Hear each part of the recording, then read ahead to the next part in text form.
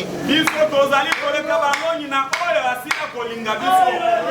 Car j'ai l'assurance que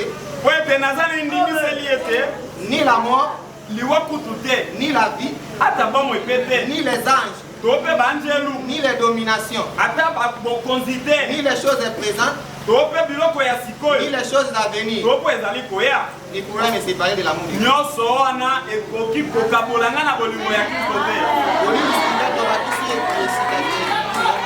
Somme chapitre 46, verset 10. Mokana nzembo mokapo ya tukuminei na motoba eteni ya motoba. Tozotanga version ya David pour que celle na lui c'est comme monter. Abi tenez-vous tranquille. Et sachez que je suis Dieu. Je serai exalté parmi les nations. Je serai exalté sur la terre. L'Éternel des armées est avec nous. Le Dieu de Jacob est pour nous une haute retraite.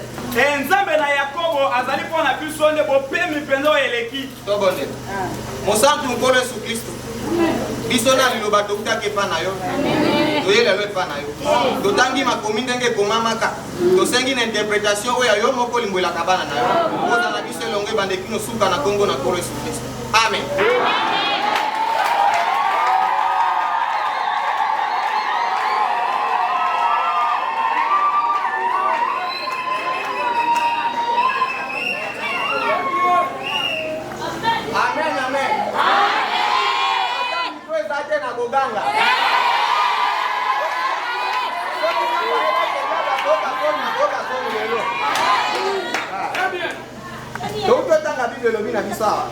La Bible nous dit qui nous séparera de l'amour de Christ. C'est la tribulation. Parce que Dieu savait que la tribulation peut aussi séparer quelqu'un avec lui. C'est la tribulation, la persécution, la faim, la nudité ou le paix. Le titre de ma prédication c'est cette nuit. C'est un absolu. C'est la prédication de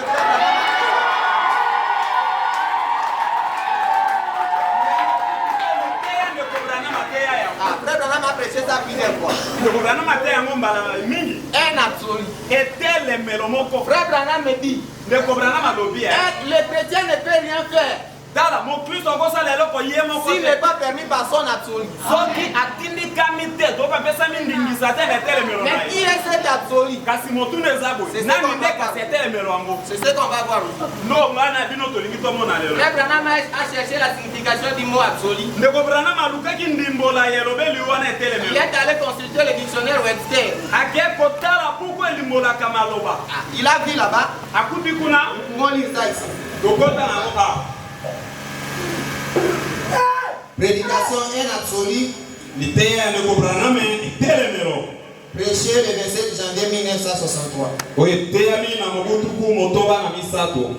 Paragraphe 37.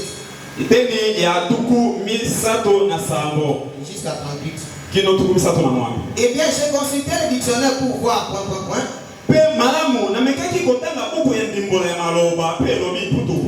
Quand j'ai regardé le mot identifié, je suis tombé sur ces mots. Un absolu. Et selon le dictionnaire Webster, absolu veut dire parfait en soi, illimité en puissance. Essentiellement la référence finale. Un absolu. Et bien des fois on fait usage de cela. C'est le mot final. C'est la même. Quand on dit l'absolu, c'est celui qui a le dernier mot. L'absolu, quelque chose sur laquelle tu t'appuies. Mais pourquoi cette prédication? Nous lirons Frère Branham ici. En paragraphe 30. En ce jour où nous vivons, Alors,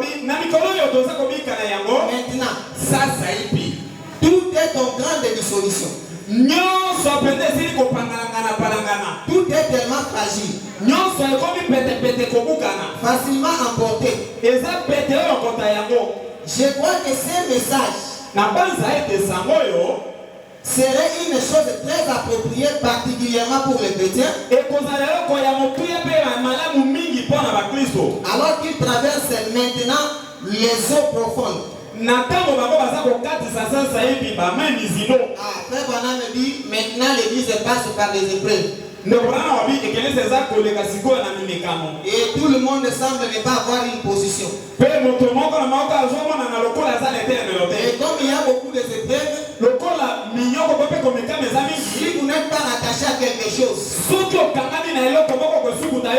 vous allez flotter comme une feuille sur l'eau. Vous serez sans position.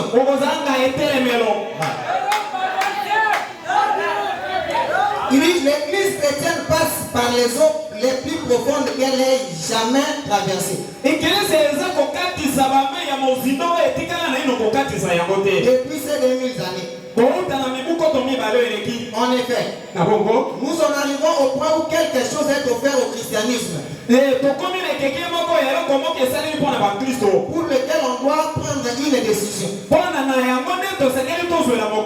Et je pense que l'église chrétienne devrait avoir une chose à laquelle elle sait qu'elle est rattachée.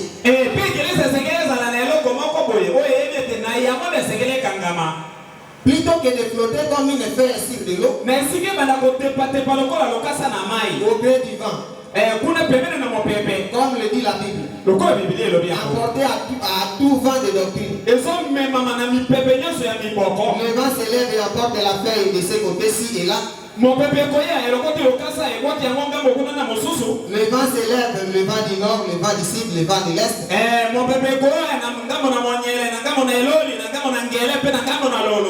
Vous n'arriverez jamais à rien. Vous n'êtes pas stable. La vie chrétienne devrait être une vie stable. Ce devrait être quelque chose qui est en principe, un principe auquel vous êtes rattaché. Quelque chose de plus grand que la vie même. Amen, amen. Amen. Frère Branham dit chacun doit avoir un absolu. Vous ne pouvez pas aller dans la vie chrétienne sans absolu. Vous devez être rattaché quelque part. Et pour nous, qui est cet absolu? Et quelle est la chose là dont on doit s'appuyer sur? Amen, amen. Avant d'avancer, lisons un peu ici. Nous avons vu son étoile en Orient et nous sommes venus pour l'adorer.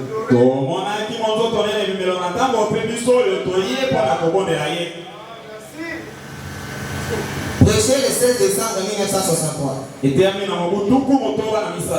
Pendant ça, c'est un but. Détachez-vous de tout. Et il est la parole. Amen, amen. Il est toujours la parole. La parole de Dieu est tout à fait vraie. Elle ne peut être un objet d'interprétation particulière. Amen, amen. Frère Branham dit, si j'ai quelque chose dont je dois m'appuyer, c'est la parole de Dieu.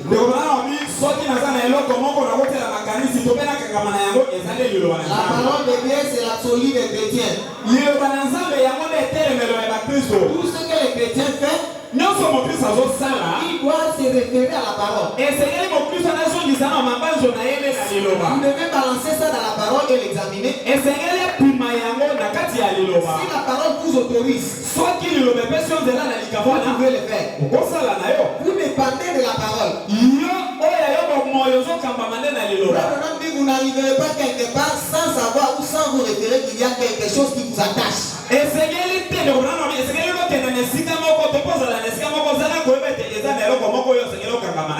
Le filtre d'un homme qui réfléchit. 165, paragraphe 161. Tout ce que vous faites, faites-le passer à travers le filtre de la parole de Dieu. Pour voir si c'est bien ou mal. Amen, amen. Frère Branham dit Christ, il est la parole. Jésus qui avait été, qui devenait le sang, c'est lui le Christ. Frère Branham dit Christ, c'est la parole. Et c'est sa forme, c'est l'autre forme de Dieu. Frère Branham dit le même Jésus qui était mort. Il est ressuscité. Il s'est transformé en esprit. Il est revenu dans le cœur des chrétiens. Amen, amen. Jésus, il dit ceci. Je suis celui qui était. Nazali oyazalaka, celui qui est. Oyazali et celui qui vient. Vous m'excusez, on va analyser ça quelque part.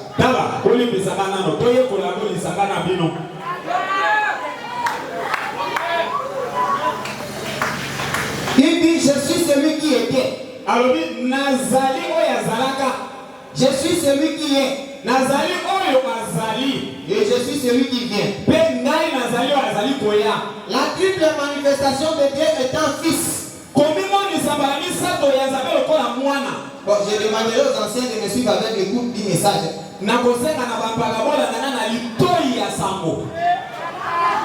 Frère Branham dit étant celui qui était, il était le fils de l'homme.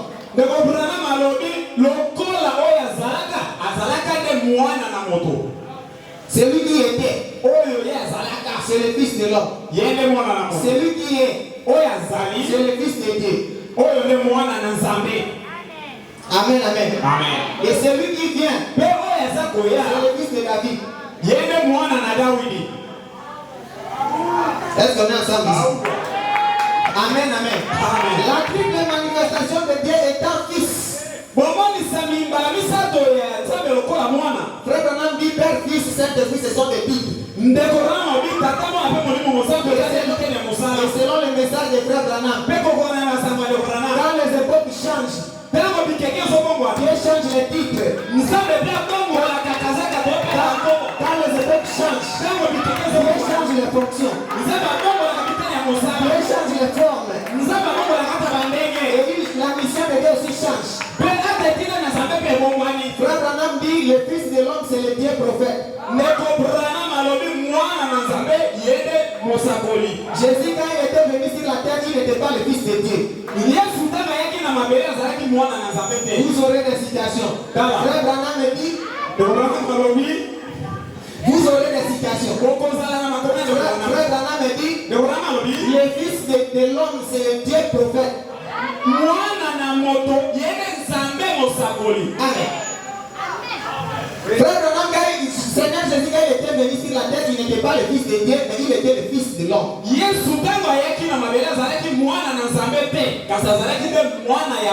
Sans oublier que quand les époques changent, les fonctions et les titres changent aussi.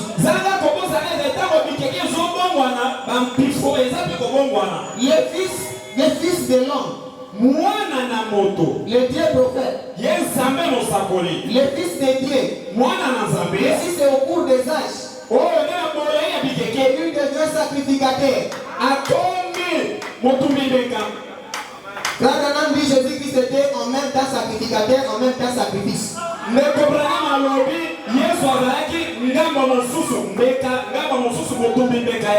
étant le fils de David, Frère Branham dit à Jéhovah Jireh, il dit le fils de David c'est l'héritier de son trône.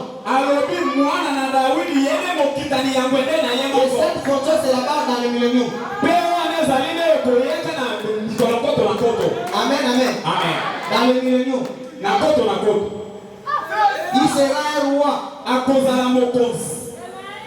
Dans le millénium, Jésus sera un roi. Et quand le Dieu prophète, Jésus-Christ avait formé ses pasteurs, ses évangélistes, ses apôtres, ses docteurs. La condition que Pierre et les autres étaient en train d'exécuter, c'était la condition que Jésus étant Dieu prophète.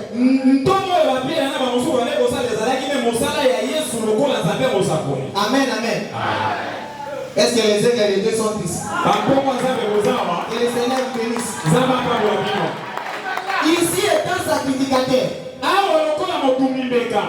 Dans l'Ancien Testament, après la fête d'expiation, les sacrificateurs prenaient un agneau. On est ensemble? Oui. Les sacrificateurs prenaient un agneau. Dieu dit à Aaron, il va d'abord laver cet agneau. La première des choses, vous lavez cet agneau. Après, vous amenez ça dans l'autel. Et vous allez tirer cet agneau. Et l'agneau doit être tiré dans les parties extérieures. Parce que dans le temple, il y avait 3 parties. Il y avait les parties extérieures, il y avait le lieu saint, et il y avait le saint des saints. Amen, amen. L'agneau devait être tiré dans les parties extérieures. Quand le sacrificateur prend le sang, il enlève la voile, il entre dans le saint des saints. C'était le sacrifice, ça devient le sang. Alors avec les sangs, il va intercéder pour le peuple. Il va racler ça 7 fois. Et c'est cette fois-là qui devient le 7 âges de l'église. Amen, amen. Jésus-Christ était le type de ces sacrificateurs-là et de ces sacrifices. Lui qui était en même temps sacrifice et sacrificateur, étant sacrifice, il a été lavé au Jourdain par Jean-Baptiste. Ça c'est la première étape. Jésus a été baptisé par Jean-Baptiste. Le sacrifice a été lavé. Amen, amen. Deuxième étape, on amène le sacrifice sur l'autel. On a pris Jésus, on l'a amené au calvaire. Ça c'est un sacrifice. On a amené Jésus au calvaire. Et il a été mort pour tes péchés et pour mes péchés. Pour le sacrifice c'est fini. Maintenant il prend la forme du sacrificateur. L'agneau devait être tiré dans les parties extérieures. Et les parties extérieures, ce sont les 3 dimensions. Quand on parle de 3 dimensions, on voit le temps, la matière et la lumière. Après ça, il entre dans la 4e dimension. Abraham dit là-bas, c'était divisé en 2 parties. Il y avait la partie où on gardait les saints et la partie où on gardait les ingrédients. Frère Branham me dit, dans COD volume 1, à l'intérieur dans la question réponse.